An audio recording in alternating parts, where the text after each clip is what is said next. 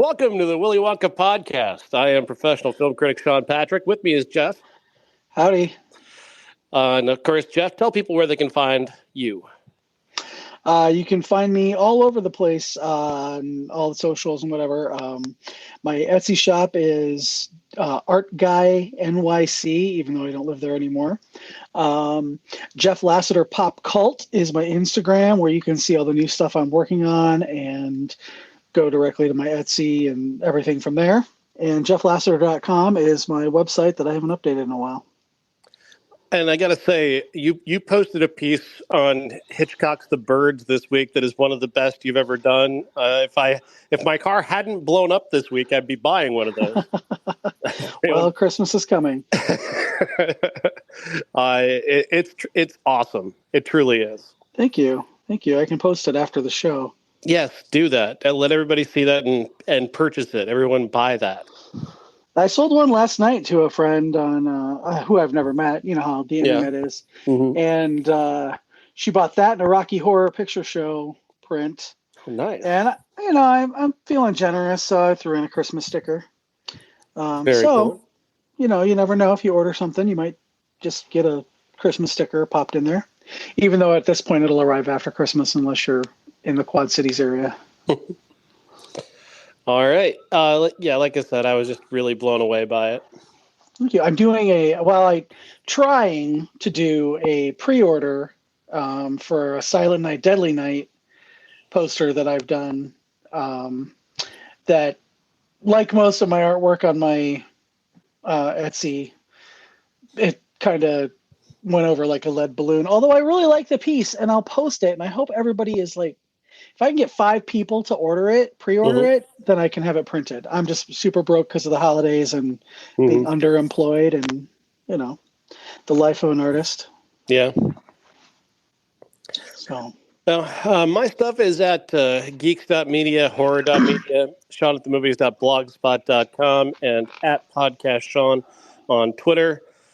For me, I've been catching up on a lot of stuff, getting ready for the end of the year, because I get all these screeners from the studios. And I'm going to make a controversial statement to you, Jeff, that right now I think, and again, there is no bigger fan of A24 than me, but it is possible that Neon this year has released even more better movies than A24. Really? They put out a series of films that I've been watching this week that just have blown my mind. They're all foreign films except for one. Sanctuary is an American film. Absolutely brilliant. It takes the concept of a romantic comedy and places it in a context of a dominatrix and a hotel heir in a single hotel room in a night, trying to negotiate what their future looks like as the hotel heir is about to move up and become the CEO, and he's trying to break up with his dominatrix, and she won't let him. How do you break up with a dominatrix? How does that? Yeah. It's a complex relationship. Is there like a string of safe words that you have to give? I think so. I think it's got to be something like that. Like a super complicated password. Christopher Abbott and Margaret Qualley star in it, and they're both tremendous. I think Christopher Abbott, in terms of rising stars, this guy has been on an amazing run. When you add what he did with Brandon Cronenberg not all that long ago, when you add in, I believe it was The Death of Dick Long, was that him? I think that might have been him. Yeah. I'm not getting him mixed up with another actor, but the bottom line is he's been doing incredible work, and his work here is so amazing because he's playing this guy who is he gets off on being subservient. He gets off on being told what to do. He does create the scenario in which he's being told what to do. That's kind of his thing, but he still enjoys having a woman dominate him and tell him what to do. They don't necessarily, it's not even necessarily sexual. They do get to having sex, but what he truly enjoys is just having a woman tell him what to do. That's really his kink. And here he is trying to break up with her, trying to end this relationship, because if he's going to be a CEO, he can't have a dominatrix as well, or at least that's what he figures. And, she, on the other hand, would like to keep this relationship going, but also she's feeling a little bit more ambitious than that, where she wants to have a salary. She wants to be on par with him in terms of money. And she does have this certain power over him to tell him what to do. And watching those two navigate that is fascinating, funny, and like I said, it's actually it is actually a romantic comedy in the most unlikely ways. Huh. First of all, you know how I'm always talking about like Adam Driver is ugly hot, and I'm always on my bullshit about guys. Yeah, he is so hot. I will watch literally anything he's in because I saw him in Possessor, and I was just like, oh yeah, Possessor, great movie. Who is that? What has he been in? And everything he's in, he's really, really good in. So yeah, I fully suspect that I will enjoy this movie. I highly recommend checking it out. It is pretty incredible. Another one that I checked out is a film by Alice Rohrwacher called La Chimera. La Chimera. And this one was at Cannes. It's about an Englishman living in Italy who is he was an architect, or not an architect, an archaeologist. He got in with a band of grave robbers because he became fascinated by what they were finding, and it led him to lose everything. He went to jail. As the story begins, he's just getting out of jail, and he's trying to avoid going back to the grave robbers and that life and going back to jail, but he's getting dragged back to that. He's lost the woman that he loves. It's hard to tell early on whether or not she's alive or dead. That will get kind of answered, but it's also kind of unanswered as well in a way. It's very fascinating how they play that, and really leaves it up to you to decide how the movie comes to a close. The film stars Josh O'Connor as this young architect, and it is such an incredibly well-directed movie. This is an idea that I've never seen before. It's about a group of characters that you've really never seen before, and how this plays out. Watching this guy try to navigate two different worlds, and he only barely speaks Italian, even though he lives in Italy. A lot of people have to speak English to him in order for him to really follow them, and yet he's making his life there in Italy. Having survived being in jail there. It's a really fascinating film and incredibly well directed, and just one of the most remarkable foreign films of the year. Interesting. Yes, it's called La Chimera, and it is available everywhere. Cool. Let's see. I sent you a review today, Jeff, and I'm going to spoil our end of the year by talking about this, but I have to talk about it because it means everything to me. The movie Perfect Days is from director Wim Wenders. And this movie, I mean, this movie is perfect for me. I watched it last night. I cried. I was shaken. I was filled with joy. I mean, it's a movie just about it. So as an artist, you'll appreciate this. In Tokyo, they hired a group of artists to create a bunch of public restrooms in very artistic styles and different artistic styles. And they are some of the most unique and fascinating works of art that you could possibly see. And they just happen to be working public restrooms. And the story, so this is a real thing that they did in Tokyo. And some friends of Wim Wenders who lived in Tokyo decided to invite him there to see these works of art, hoping that he might be inspired to make a short film about it that might show people, hey, look what cool things we're doing. And he was so inspired by it that he made this beautiful, gorgeous, poetic, lovely film about a man who diligently cleans all of these artistic restrooms. He goes about his job with a great deal of pride. He loves to do it, even as the mess is going to be there every single day. He goes in and he does his job to the best of his abilities, and it means a lot to him to do it well. In his private time, he likes to take pictures of trees and listen to classic American music on cassettes. And he just sort of just lives his life, and several things do happen, but mostly it's just about watching this man sort of show you what it's like to live a life of appreciation, to appreciate the things that mean something to you, to appreciate the works of art that mean something to you. And it just floored me. The simplicity and the subtlety of that idea is so beautiful and so incredibly well expressed, on top of which this is the best looking movie I've seen in years. The cinematography is gorgeous. Every scene, his bedroom in his apartment just is composed and lit so perfectly. Just every frame is gorgeous, and I'm just blown away by it, Jeff. Yeah, I've never heard about it until I saw you post the article today. I'd never heard about it until I pulled it out of this box that Neon gave me, because I'm trying to get through all of them, and I wasn't sure what to expect of it. I honestly kind of dreaded it before I put it in because I didn't know anything about it. Then Wim Wenders' name popped up, and I'm like, oh, I haven't seen Wim Wenders in years. But I know he's probably still been making movies. I have not been exposed to as much of him. I know him by reputation more than anything else. But when I saw his name, I kind of perked up a little bit to see what this was about, and I was completely blown away by it. It's such an incredible film. It's good to know. Yeah.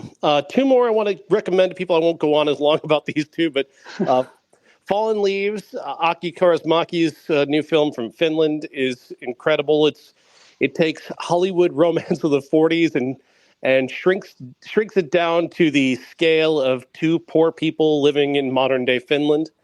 And it's got these like romantic ideas and look that would feel right out of a 1940s romance or a 1950s romance.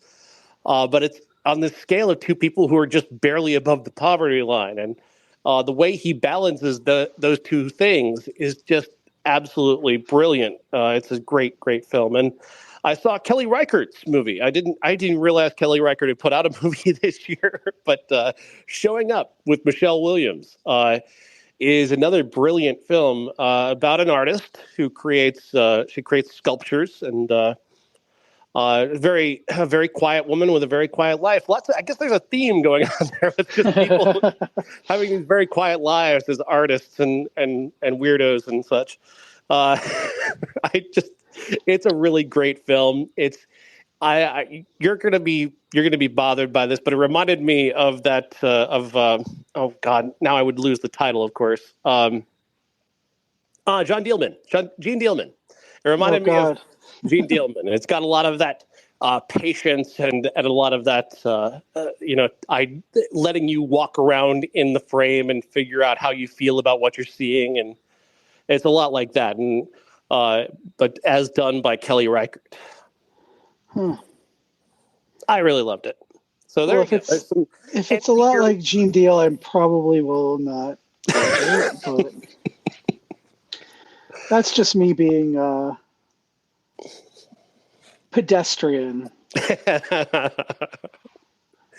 Yeah, it's phenomenal. I've still got a bunch of movies to go in this box of mine, but Neon did miss a couple times this year. They missed with Eileen. I think they kind of missed with Ferrari, which is coming up soon. It Lives Inside wasn't that bad. I kind of liked that one. Yeah, I liked that one actually a lot. One that you need to see, Jeff, as a horror fan, Ennis Main. Absolutely fucking genius British horror film about a woman alone on an island. Absolutely incredible film. It was in my top 10 for much of the year. I'm not sure if it's still in the top 10, but it's up there. Somebody else mentioned that to me, and I can't remember who. But yeah, that's one I'm going to have to check out as soon as possible. And considering that A24 missed so badly on the Iron Claw, I'm just... Oh, God. I'm getting dragged on Twitter for that. I'm just getting dragged by people. Drag away, folks. You know what? Drag away. It's fine. Drag me all you want. I mean, you're not always right. I don't, right?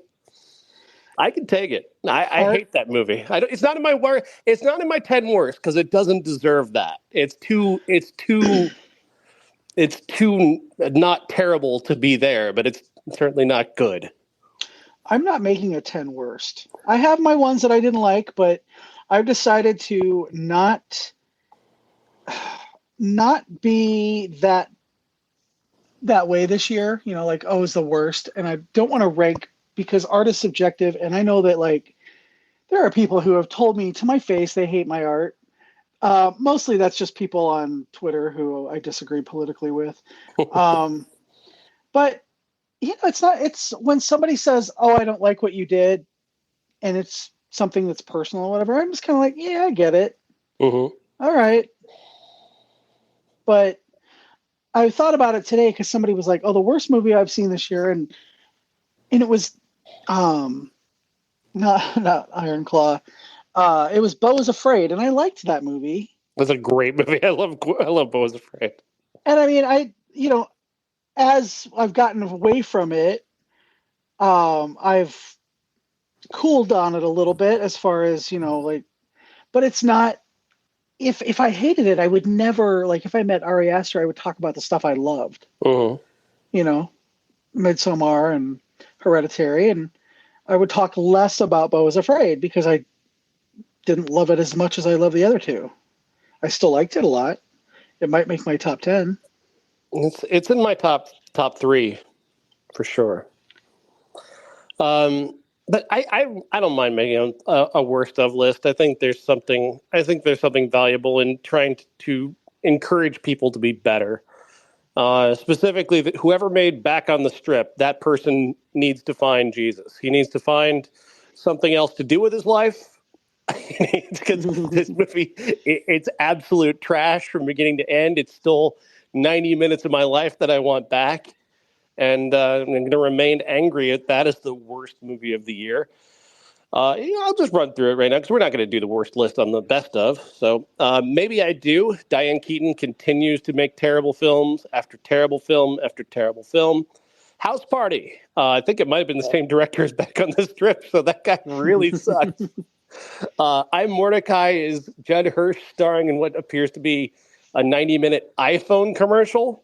Horrible. Expendables 4, I don't need to explain why that's shit. Five Nights at Freddy's, also shit. God is a Bullet. Good God, what a piece of crap that was. Nobody even really knows about God is a Bullet, so I shouldn't even put it on the list, but it's there. Mafia Mama with Toni Collette. God-awful piece of shit. I forgot about that movie. Terrible. It's so bad.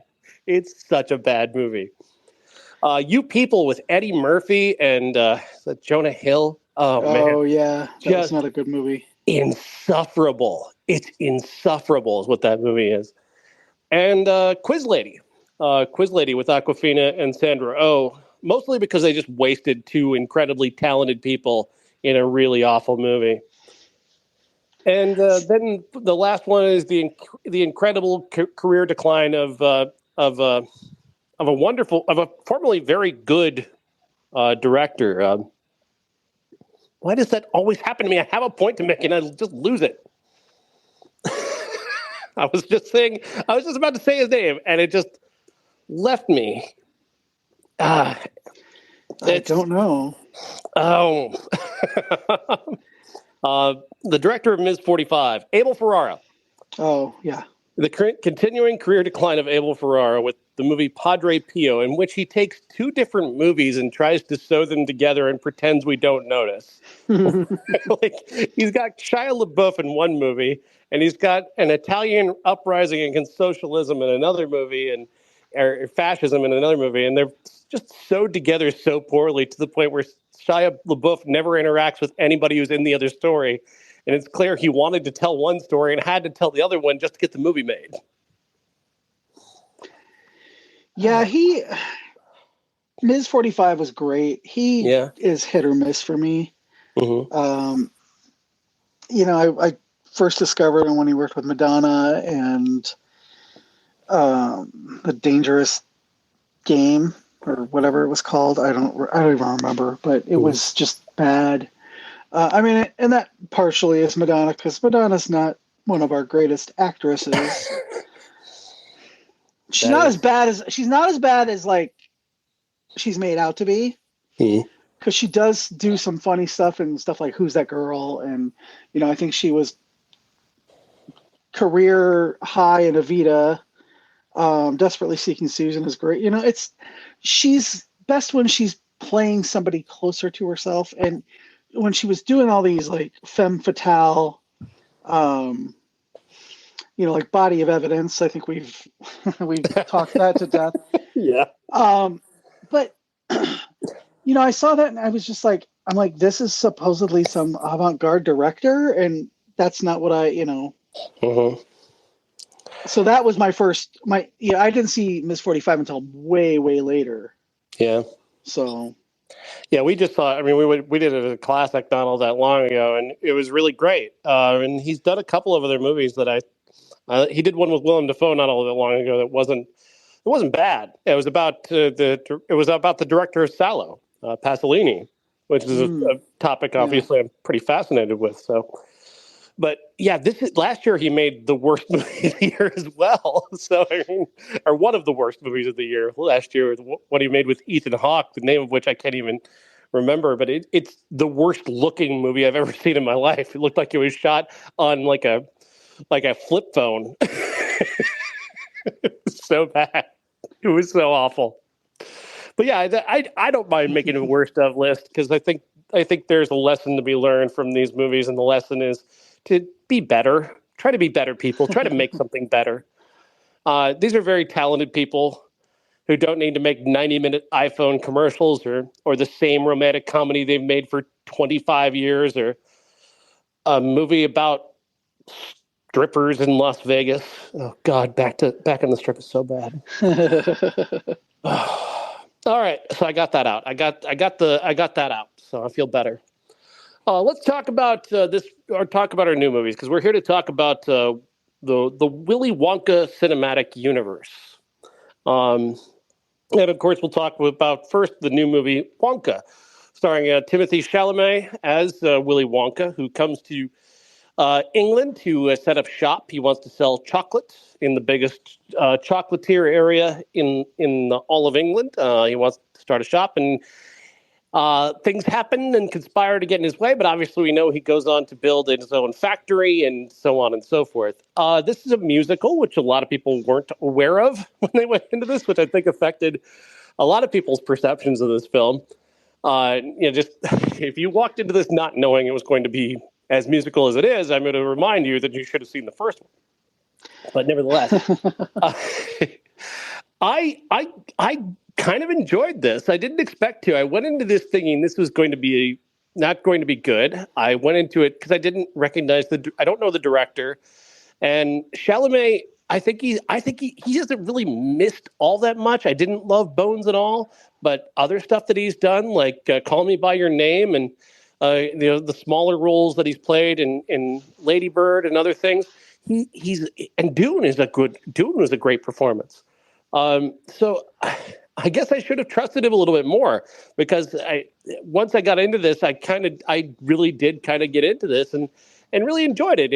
It's got a kind of a mischievousness that is like a glimmer in the eye of what Gene Wilder will bring to Willy Wonka, in the future of Willy Wonka, if you will.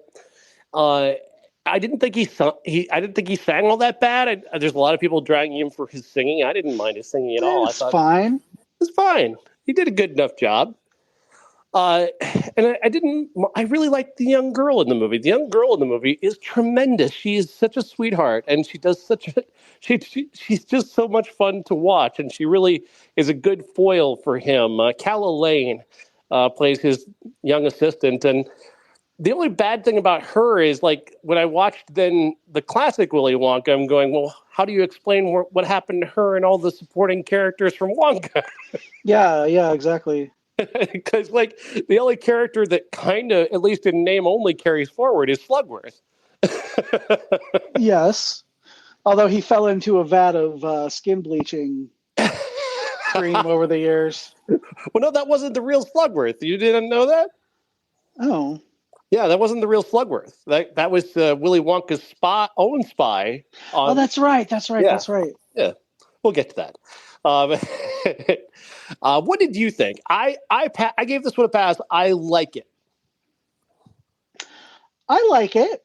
I didn't love it. Again, what is with 2023 and 2024 not telling people movies are fucking musicals, Mean Girls. I mean, Mean Girls, nobody, like I said something about, are you going to see the Mean Girls musical? And my friend was like, musical? I thought they just remade it. And I'm like, no, it's a musical. Color Purple. If you don't know that there was a Broadway musical, Color Purple, are you going to know that this is a musical? Maybe not. Yeah, I've seen that. It's incredible, by the way. So I have not seen it yet. I can't wait to see it. I'm a big fan of the original. But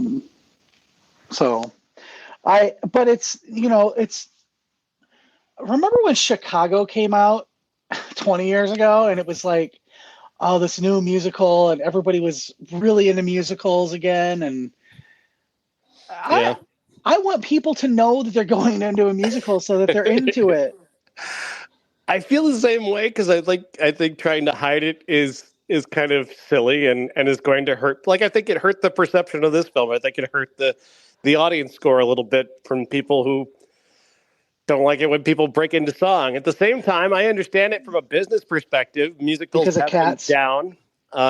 Cats did did a lot of damage to people's perception of musicals, but there have been other recent musical failures that have also tainted the idea of watching people just sort of break into song out of nowhere. And a lot of that is on the directors. Like you have to accept that you're watching a musical. You have to accept that in this universe, either this is a magical thing or it's a thing where somebody in their mind is imagining a musical sequence. One of the problems I would say that I have with another movie that we just mentioned, Color Purple, is that at times it blurs that line a little bit too much between what's imaginary and what's actually happening. But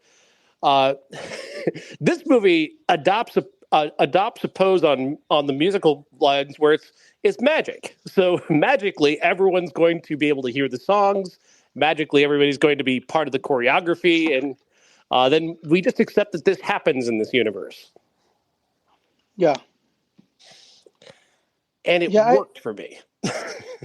Well, I mean, as I was sitting there and he starts singing immediately, I'm like, oh wait, I forgot that the other one was a musical as well. Yeah. I always forget how much music is in the original Willy Wonka and the Chocolate Factory. Yeah, exactly. Let's talk about the rest of this cast. What did you think of Olivia Coleman, Mrs. Scrubbit? She plays a woman who essentially shanghais Willy Wonka into working in her basement laundry based off of this terrible contract he gets linked into looking for a place to stay. First of all, I love Olivia Coleman in almost everything she's ever done, except for Secret Invasion, because that was just terrible and boring. And I made it 3 episodes in. I did not watch it. Her chemistry with Tom Davis. Yeah. Those two together, I got a big laugh out of. I thought they were really good together. She ate so much scenery. It's like it must have all been made out of chocolate because she was eating it. She was just eating it. I think she wishes this were Sweeney Todd. I think she wishes she was. Oh yeah, now I can see her as Miss Lovett. Oh yeah. Lots of big swings on her part, and I appreciated that. I liked the little plot about how they got around her and using Tom Davis the way they did, his character the way they did. That was cute and clever. That made me giggle. I agree. And was I the only one who thought that maybe Fickelgruber, Prodnose, and Slugworth were in a 3-way relationship? Like the chocolate triad? Oh man, I can't look at it like that. One of those guys is one One of those guys is one of Doctor Who's companions, Nardal, and I can't. He's not a sexual being to me in any way. I apologize to him, but why was Matt Lucas dressed like Hitler?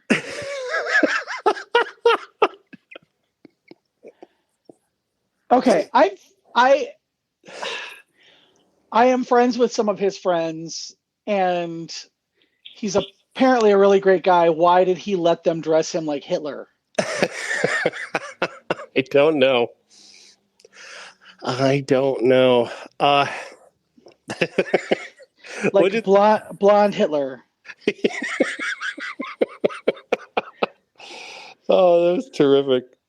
Now, I should say that I went to the early screening today of this movie on Tuesday morning. And I happened to have today off, so I'm like, you know what? I'm going to go on discount Tuesday because I'm broke as a joke. I was in a theater with a large group of special ed kids, and they loved this movie. Yeah. Some of them were, talking a lot about other stuff.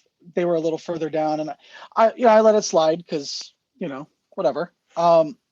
They're not grown adults watching Scream, so I don't have to spoil the movie for them. But they reacted to everything exactly how the filmmakers wanted you to. And so I think that kind of helped me a little bit with it, because it was like, oh, they get the jokes. They think they're funny. They were very receptive to all the ideas and the music and everything else in the movie. So the older lady was sitting next to me. I think she really must be a huge Willy Wonka fan just in general. Because she was wearing a Wonka sweatshirt and whatever, and when he popped up and put his coat on, so she goes, "Oh my God, he's wearing it like that," and it was so cute. Oh, that's wonderful. And she just every once in a while I glance over at her, and she was just like enraptured. That's why seeing movies in movie theaters is so special. Stuff like that. Exactly. There's movies that I want to see that I still haven't seen because I thought I was going to be able to get down to the Last Picture House to see Where Evil Lurks. I might have to just watch it, bite the bullet and watch it streaming. And I want that experience, So I hear you. I love that experience. I love the communal experience, and and I wish I would have seen something like that because I watched it at home because I do have it. But I love I can imagine people reacting when they hear just those little strains in the score of World of Imagination, where they seed that in throughout the movie, and it always worked on me. Yeah. I thought the score was tremendous, and this wonderful cast. Just a big shout out to Patterson Joseph as Slugworth. That guy really owned those scenes. Oh, the supporting cast just ate everything up. I mean, all three of those guys were just like rah, rah, rah, rah. And Olivia Coleman, Keegan Michael Key, just all over the shop. When he couldn't get out of the car and he was like, the car shrunk, and I was just like, oh my God. Not even trying with the accent either. Just not even gonna bother trying with an accent. Well, if you it's unclear where they're exactly supposed to be. I don't think it's made because they never say, "Oh, we're in London, we're in England." Yeah, I guess. Even though if you watch the first one, that's where you get it. But so many of the characters are German or named, named German names. I think it's kind of like it. And Timothée Chalamet, he just spoke with an American accent, so I think it's just kind of like a melting pot. Yeah, Gene Wilder didn't have an accent either, so I guess. Yeah, then it just kind of exists all over. It's kind of universal in that way. Sally Hawkins is in this movie, and what a lovely inclusion. Like, it's sometimes it's those really small roles when they're cast well like that, it hits a little bit harder. I thought because it's Sally Hawkins and because she's so expressive and so just so lovely that those moments about Willy Wonka and his mother, uh, they just hit a little bit harder for me because she's so compelling. Yeah, I agree. She's pure, Mm. and it's just his motivation is all her. Yeah. And I think she plays that as that's the reason why, she's just got that pure mother's love. And then the note that she leaves him was a really nice touch at the end. It really was. Yeah, there's just a lovely, lovely little grace notes throughout this movie that I really enjoyed. But I feel like there were seeds in Chalamet's performance of what Willy Wonka would become. Like if you treated this like a prequel to what Gene Wilder did, I think that you can sense a sort of an origin story that makes sense for the Gene Wilder version of this character. Oh yeah, definitely. He's got that little mischievous, but maybe he doesn't. And we'll talk about Gene Wilder, but he's got a little bit of more of an edge to him, and I think that. But here's the thing, like just to kind of theorize off of that, I think he develops that edge. Oh yeah, absolutely. Because of what happens to him in between this movie and what happened, and where we start with Willy Wonka, where he's shut down the factory, he's not letting anybody in, he's fired all of his employees. He's a different guy. Something has happened. I think Slugworth and the rest of the chocolate cartel got to him at some point, and he shut down. And him returning is kind of paranoid and a little bit mad. I think it makes sense. No, I totally 100% agree with that. But what I'm saying is, there's a tad of meanness in Gene Wilder towards the kids, that I would have liked to have seen just a tiny bit of that, just to let us know that it's there, that it could be there. But that's the only note I would have had for Chalamet, is just say, you know what, just every once in a while sharpen your tone a little bit. But yeah, no, I think I can see that. I think that everybody worked just so well together.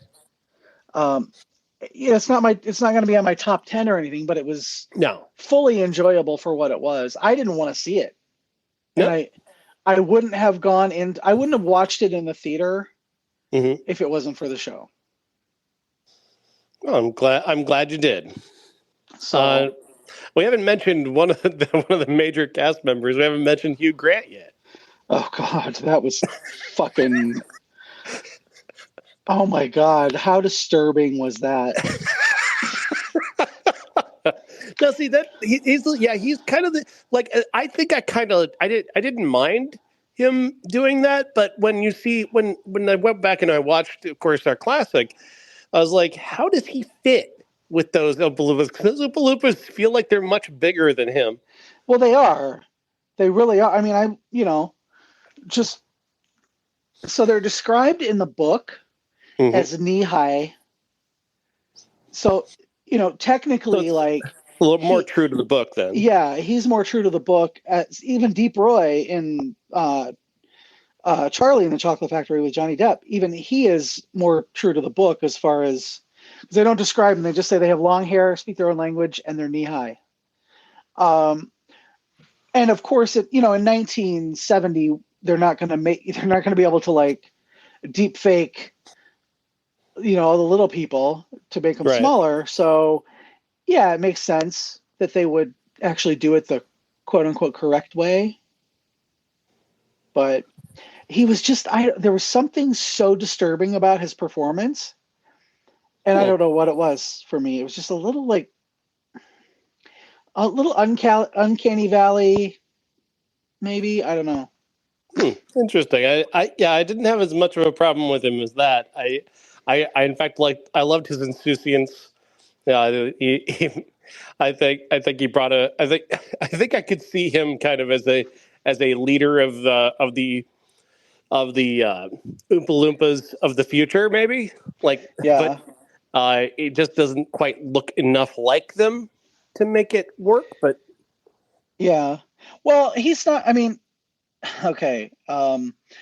Delicately, some little people have a very distinctive look. The higher brow ridge and whatever, and that was most of the Oompa Loompas in the original had that. That disproportionate dwarfism. I can't remember the name of it.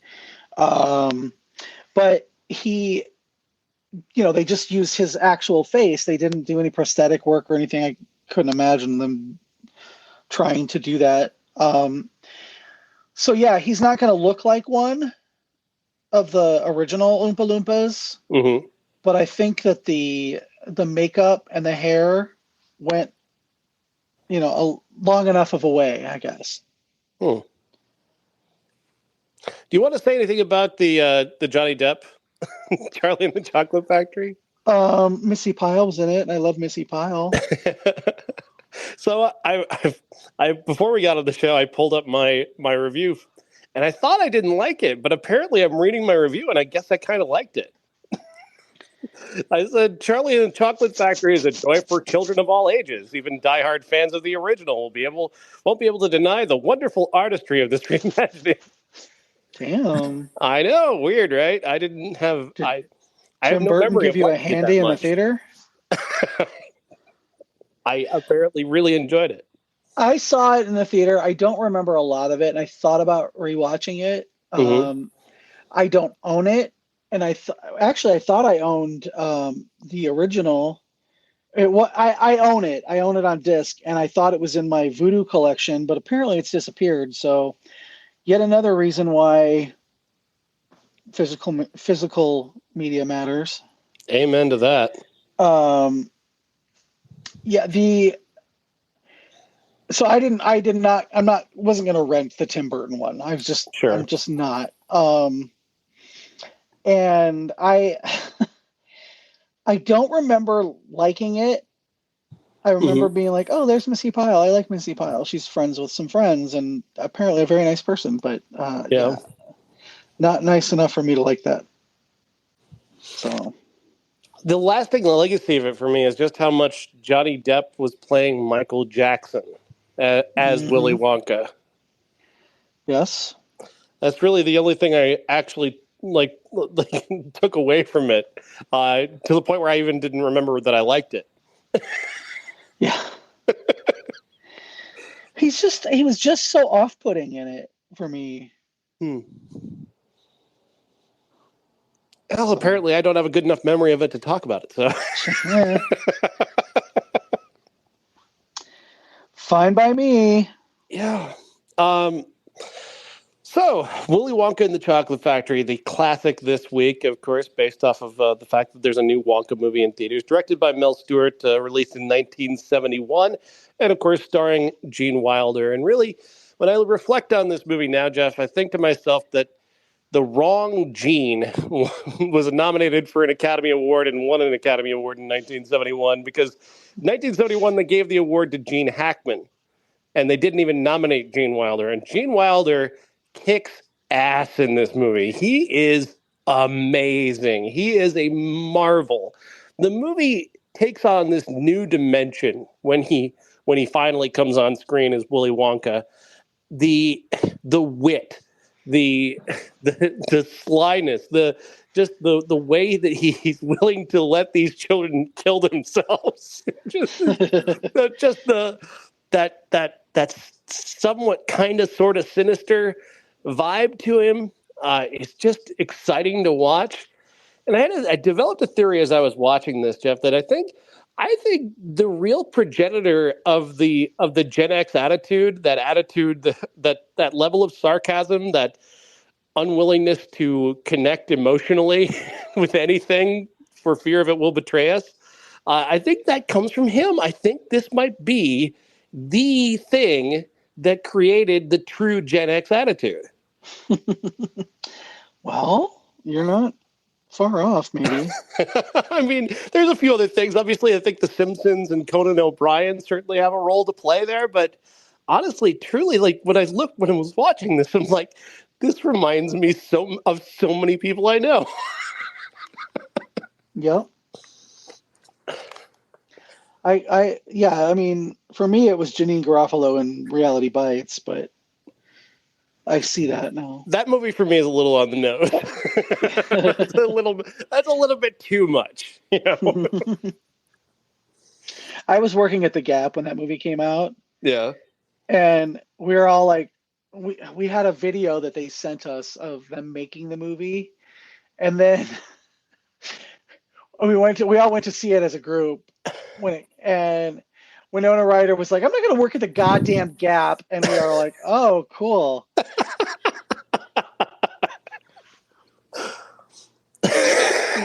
Yeah. Synergy. That's product placement right there. Oh, yeah. So yeah, I can see that. Yeah, Gene Wilder in this movie is me, wanting to just like. My favorite Instagram is kids getting hurt. They're never like really damaged. Yeah, it's just like a knee scrape or something. Yeah. Yeah, or falling down a flight of stairs, jumping out a window. That kind. A lot of it is dogs chasing after a kid, overtaking the kid, and then knocking him down. And they're like 2 years old. It's great. Kids getting hurt and America's Got No Talent. Those are choice Instagrams to follow. Nice. But yeah, I'm kind of like, I kind of get that now that you say that. Yeah, that's where I got a big chunk of me. Probably. No doubt about it. And I think really, I think all of Gen X kind of took this under our skin in some way. I think we all grew up, seeing reruns of it. And and you can just see so much of Gene Wilder in the attitude that we all carried through the 90s, So many of us. On top of it, it's such an incredible performance. He's so charismatic. He's so unique. The way he delivers a line, I mean, I don't even honestly quite know what this line means, but it hit me, and I just found it just to be one of the coolest thing any person has ever said. We are the music makers, and we are the dreamer of dreams. I don't know what he's talking about, but it sounds awesome. Mm-hmm.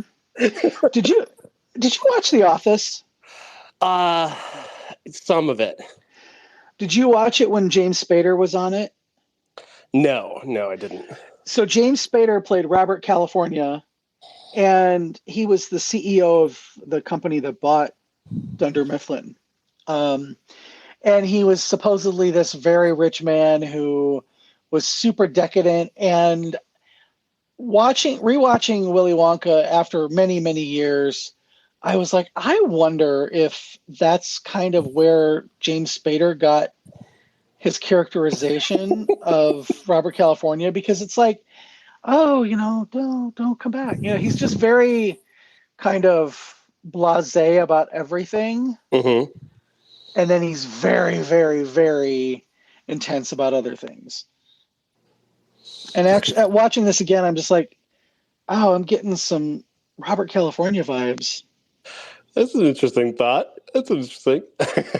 Certainly a great idea to take this type of attitude to a television character for sure. So I'll take it a step further too with this idea of how that Willy Wonka reflected the generation that came after him. I think this Willy Wonka could do the same thing.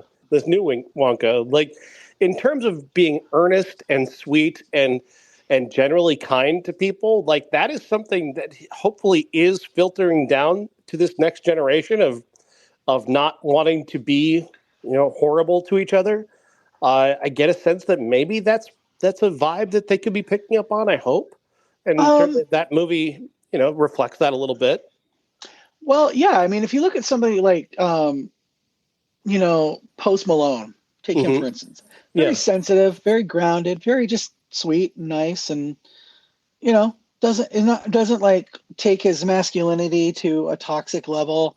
And I think that a lot of people, and I don't know if it's because they had Gen X parents or millennial parents, are more empathetic and not so quick to be mean to I was in the theater today with a lot of special education teens and adults, and they were very talkative, and the theater was pretty full, and it was and I think everybody just kind of understood, and nobody was mad. The only person who said anything was their teacher, and was like, hey, we have to just be quiet so other people can enjoy the movie, when they were talking about stuff that wasn't about the movie. Yeah. And generally, when you go to a movie, and I'm the biggest bitch when it comes to this stuff, if you're talking through the movie, I'm gonna Karen the fuck out of you. But most of the people that were in the movie today were probably skipping class, or they just were college students or whatever back for the holidays. But everybody was super chill, and I think that's the vibe that's now is just super chill. That's and good. I think he kind of embodied that. And they're drowning in chocolate. He's like, he just knows that something is going to save them until it's not. And just the way he looks at problems as solutions waiting to happen. Yeah. I think that's that whole chill vibe is something that I'm seeing a little more and more. I think so. And to infer just a little bit more, Chalamet, I don't know what his deal is, but I do. But through the characters that he plays, he does have a sort of that sexuality on a spectrum as opposed to the binary. And I think that's something also that the generations that have followed Generation X have embraced that idea and are coming around to the idea of that sexuality is not something that is so perfectly rigid. Yeah. And I think there's an element of that when it comes to Chalamet, he reflects that better than maybe any actor working today. Well, I think as generations, come of age, they're rejecting the binary of a lot of things, not just sexuality or gender, but just, not everybody's all good or all bad. And, politics and Hollywood and all those, it's all just on the spectrum, like you said, on a spectrum of non-binary thought. And I don't mean that in a gender specific way. I mean that just thought wise. So I like it. But Willy Wonka, I mean, the fact is that he really, Gene Wilder deserved to win Best Actor in 1971. I mean, I don't want to drag Gene Hackman or anything. Popeye Doyle's not a bad performance. I don't think it's a very good performance. I think it's a pretty basic performance in a pretty basic movie. Whereas this, I think the problem is it seems so effortless. I think that's the issue, is that he seems like this just rolls off of him without having to show his work. You just described Gene Wilder, though, in almost any performance. He was a genius. He was an absolute genius. I mean, even later in life, he did Will and Grace. And he was quirky and just kind of, his character was a little dumb and a little spaced out. And you just kind of went, oh, okay, he's doing a bit, and that bit was Gene Wilder. Yeah, Blazing Saddles. I mean, oh my God, the broad comedy of that. people of the land, morons. It's the timing. The timing, he's so great. Those jail scenes, just superb comedy. Yeah, I wish I had appreciated him more. Same. As a performer. But yeah, he's great, and the way he plays this in this movie is just perfect. It's iconic. It's an iconic performance. I mean, there's a reason why meme culture for a time centered on just a picture of him looking at a child, top text, bottom text. Like there's a reason why that happened. It's because he's so expressive and so charismatic, even in a photo. Oh yeah, yeah. And you know that, like, when you see that photo, you don't question what it's about. You know what I mean? You just you just know somebody's being very, very, very sarcastic. Yeah. Tell me more about why you think Donald Trump should be president. Say less. Say less. This is the kind of, you could put that sarcasm just in a picture is just brilliant. The fact that he will not condescend to a child. He will not pretend that he likes a child. Well, and that's another thing that, like, when you talk about his performance, and the way that it kind of influenced Gen X.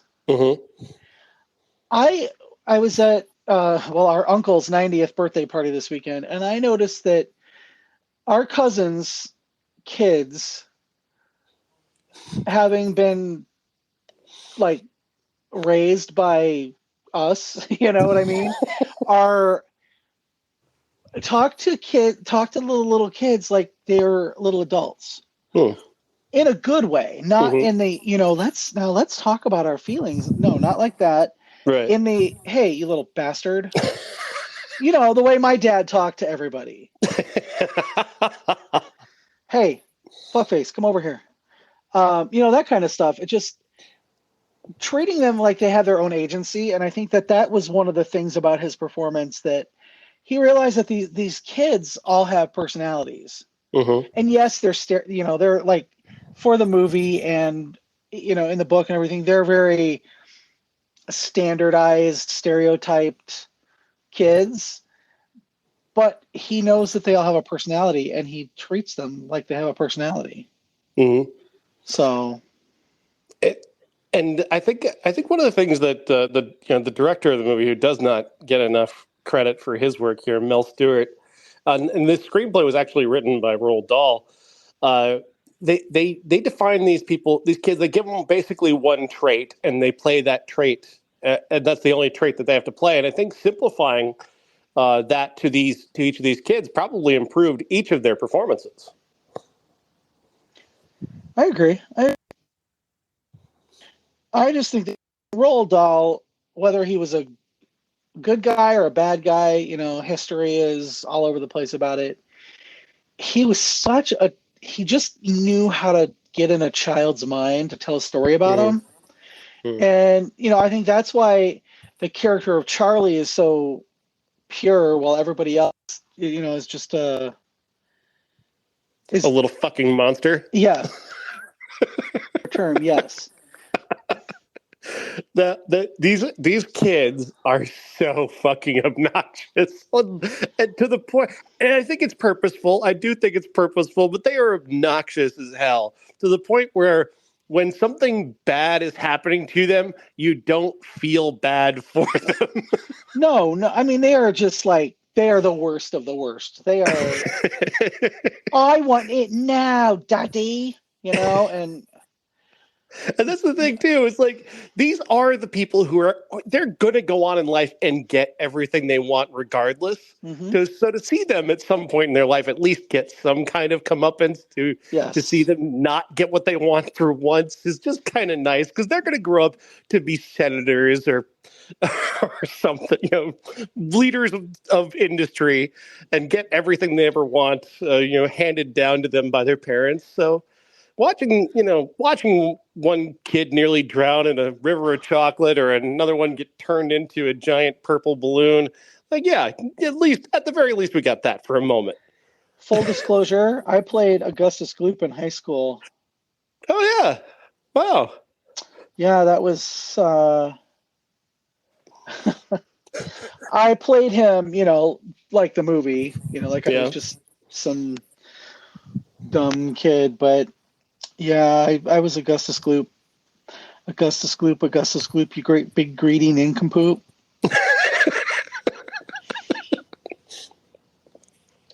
Yeah, I got to touch on something else too about the Oompa Loompas.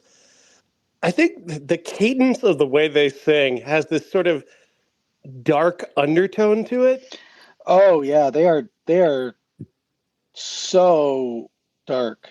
Yeah, and when you it's such a when you're dealing with children, and obviously you're dealing with having these child actors, and as much as you don't feel bad for them and what's happening to them, like they take it to a place that's even darker than that.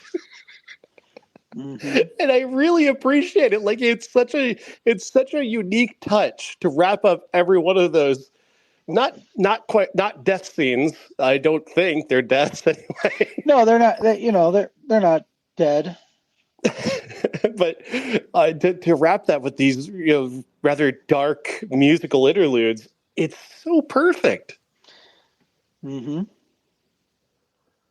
Yeah, the Oompa Loompas are for the adults. Yeah. That's that touchstone for adults. Be like, God, I fucking hate kids. So. You wish you had Oompa Loompas with you at a movie theater when they were little children and they're talking. Yep. Oh, that's great. This is one of the all-time great movies. This is another really wonderful remembrance for me. I knew I always admired this movie. I've forgotten how much I admire it. I think the problem still remains in that first 20 minutes or so, half hour or so before Gene Wilder shows up. It is kind of rickety, and I don't find Charlie Bucket to be very compelling. I find he's not annoying, and he is the essence of kindness and simplicity and whatnot. But I don't find him, or especially his family, all that compelling. I think part of that though is just I want to get to Gene Wilder. Well, aside from the fact that Grandpa Joe is a lazy fuck who doesn't get out of bed until he suddenly gets a golden ticket. Oh, you're just malingering, aren't you, Joe? Fucking come on. Your daughter is having to... Oh, my God. You're making the kid work, and you're laying around complaining about how... Oh, my God. If he was my grandpa, I would have put a pillow over his face. Are the other three just as bad or worse? At least he does get up. He doesn't get up until he finds out he's going to go to the factory with Charlie. And even then, it's like, I'm going to get up and dance. Fuck you, Joe. Fuck you right in the ear. I mean, what an absolutely terrible father that guy is. You want a terrible, horrifying statistic? The actor playing him is only 50 years old. Yeah, I know. Trust me. No, I'm kidding. I know that everybody that we thought was 95 is only 50. No, he was 65. Okay.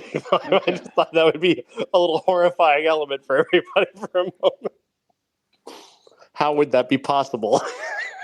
Wilford Brimley. I am older now than Wilford Brimley was in Cocoon. That makes no sense. He must have smoked like 6 packs a day, honestly. I have no idea. I don't know the man. I can't. How else do you, I mean, unless you're putting away a case of whiskey a month and 6 packs of cigarettes a day, that's the only way I can explain how you end up looking like that at that age. I mean, I want to grow a big bottle brush and mustache and see if that makes me look 60.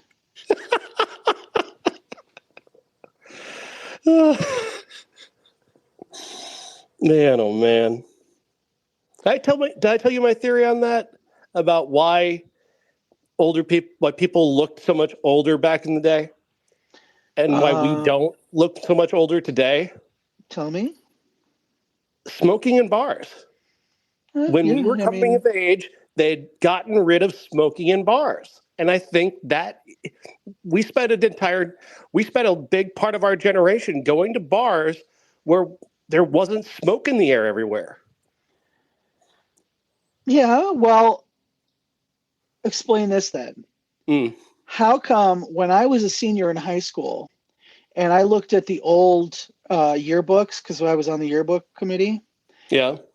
How come when I looked at that, all the seniors in high school who used to be my babysitters, that's, that age, like about 5 to 6 years older than I was, how come they all looked 40? Because they probably started smoking at 12. Okay, that's a good point. All right, Joe, I got to wrap this up. I got to get to other things, but thank you. This was a good episode talking about the Wonkas. Agreed. I wish I had made an Oompa Loompa song. We need an Oompa Loompa song. Oompa Loompa doopity doo. I have enjoyed podcasting with you. How about that? That's great. Perfect. No notes. Bye.